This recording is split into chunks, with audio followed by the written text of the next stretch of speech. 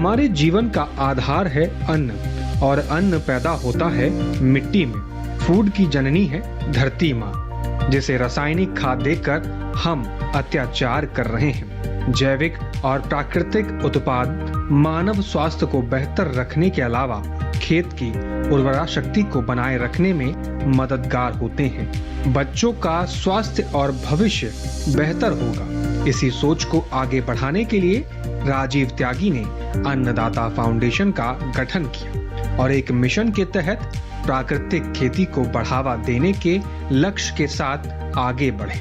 इस बारे में राजीव त्यागी कहते हैं, हम फूड की क्वालिटी की बात तो कर रहे हैं, लेकिन फूड से पहले ये फूड पैदा कहां से होता है? इस फूड की जननी कौन है? इस फूड की जननी है हमारी पृथ्वी माँ, हमारी माटी, जो हमारे लिए पौष्टिक से पौष्टिक, सात्विकता से भरपूर, प्रोटीन से भरपूर भोजन देती है। लेकिन हम किसान भाई, हम जो माटी पुत्र हैं, हम जो किसान, जो मिट्टी से ही जीवन बनाते हैं, इससे ही पैसा कमाते हैं, हम ये भूल गए कि हम इसके ऊपर कितने अत्याचार कर रहे हैं।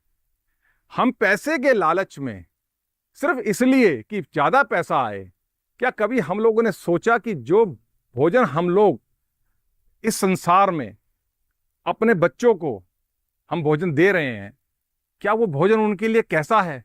उससे उनका कैसे भविष्य का निर्माण होगा? उनके स्वास्थ्य पे क्या असर पड़ेगा?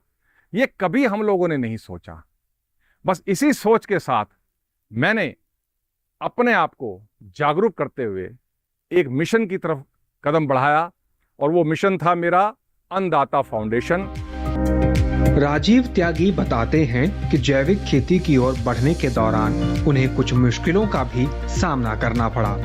गोबर नहीं मिलने पर उन्हें गोबर बाहर से मंगाना पड़ा। गोबर के बिना प्राकृतिक खेती नहीं हो सकती। जैविक खेती करने के साथ साथ पशुपालन बेहद फायदेमंद होता है। इसे जानकर राजीव त्यागी गाय पालन का भी काम किया और जैविक खेती शुरू की। किसान भाइयों,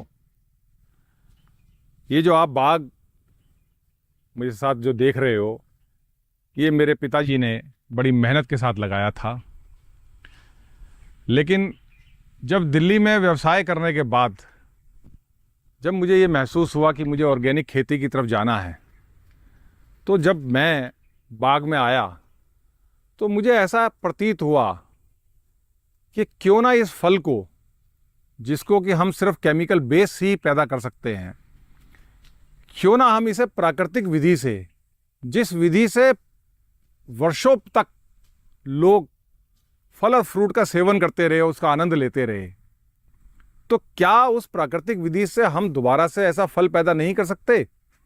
ये सोचकर मैंने सबसे पहले ये बीड़ा उठाया कि प्राकृतिक विधि से अपने फल यहाँ बाग में फल को पैदा करूं। जैविक खेती की ओर बढ़ते हुए राजीव त्यागी ने अपने बागों में ऑर्गेनिक खाद का इस्तेमाल किया, जिसका परिणाम भी सामने आने लगा है। जैविक खादों के प्रयोग से राजीव त्यागी के खेतों में लगे आम के फलों की क्वालिटी उन्नत हुई है।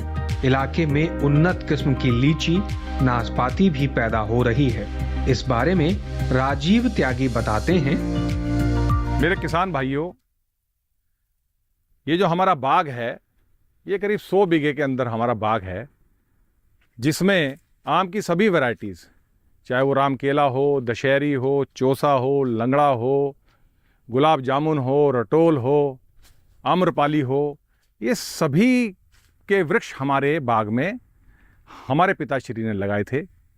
उसके बाद हमने पहली बार इस वर्ष में हमने बिना किसी पेस्टिसाइड्स के प्योर ऑर्गेनिक प्राकृतिक तरीके से हमने इस बाग के अंदर खाद लगाया।